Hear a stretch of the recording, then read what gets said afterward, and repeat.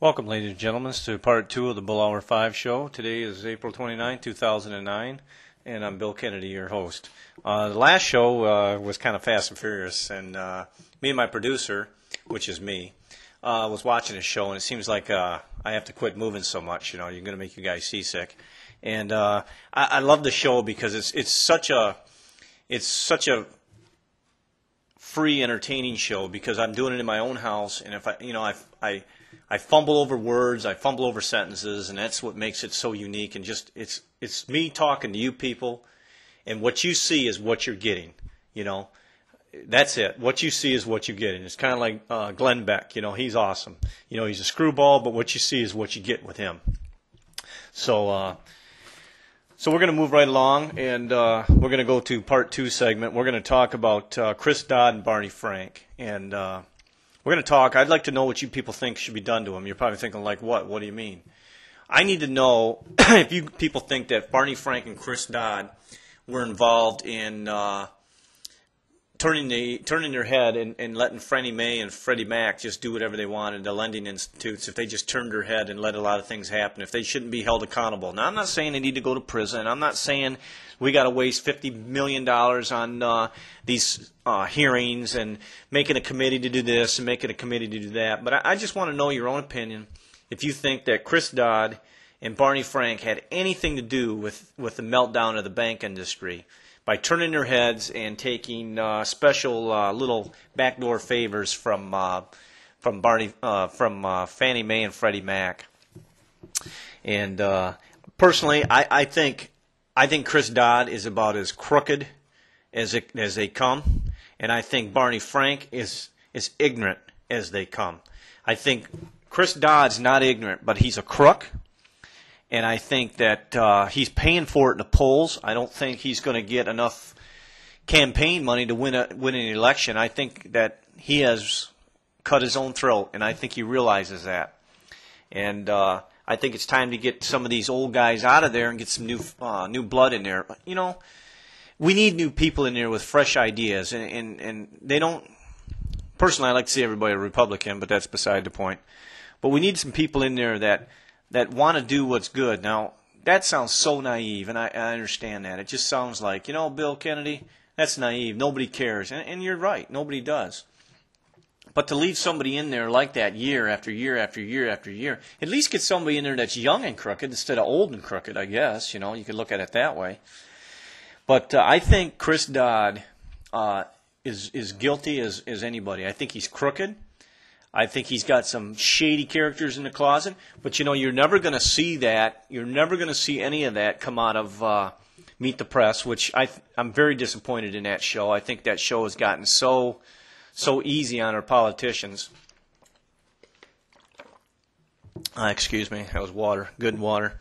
But I think we need to, us, the common man, I think we need to stand up for our rights like the Tea Party and start getting some of these people out of there, or at least letting them know that we know they're guilty. You know, there's one thing, like I say, I can look somebody in the face and say, look, you're a crook, you're guilty. Nothing I can do about it, but I want you to know that we know.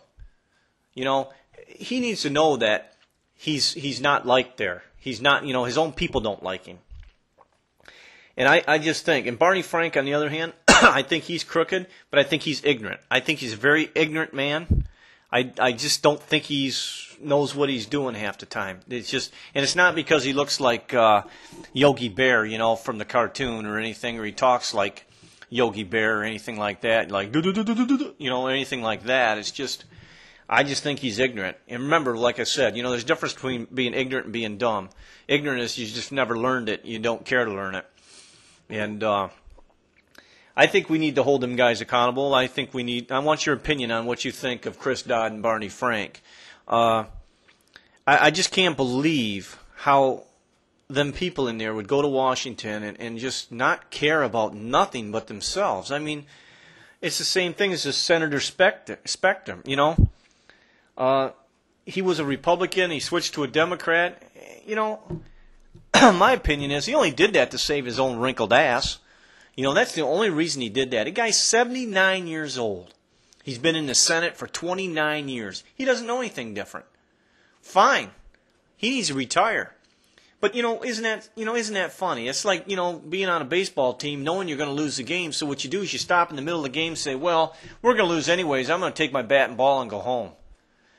And that's exactly what he did. He knew he wasn't going to win. So what's he do? He jumped ship, and he wants to stay in politics. He only cares about himself. And that's what makes me sick.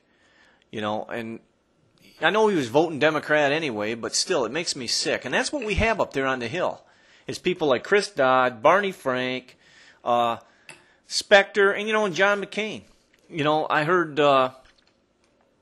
I heard Karl Rove talk the other day that he doesn't think the guy that's running against him is going to be a formidable opponent to John McCain because he's kind of a radical. Well, you know what? I think Karl Rove is wrong.